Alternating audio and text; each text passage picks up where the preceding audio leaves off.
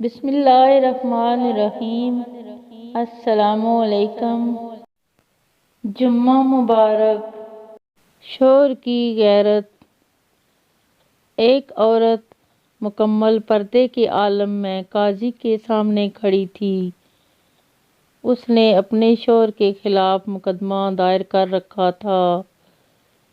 مقدمے کی نوعیت بڑی عجیب تھی کہ میرے شوہر کے ذمہ مہر کی 500 دینار رقم واجب الادا ہے، وہ ادا نہیں کر رہا، لہذا مجھے مہر کی رقم دلائی جائے۔ قاضی نے خاوند سے پوچھا تو اس نے انکار کر دیا۔ عدالت نے عورت سے گواہ طلب کیے۔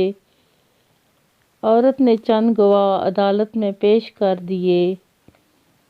گواہوں نے کہا، ہم اس عورت کا چہرہ دیکھ کر ہی بتا سکتے ہیں کہ یہ واقعی وہ عورت ہے جس کی گواہی دینے ہم آئے ہیں، لہذا عورت کو حکم دیا جائے کہ وہ اپنے چہرے سے نقاب ہٹائے۔ عدالت نے حکم دیا کہ عورت اپنے چہرے سے نقاب اتارے تاکہ گواہ شناخت کر سکیں۔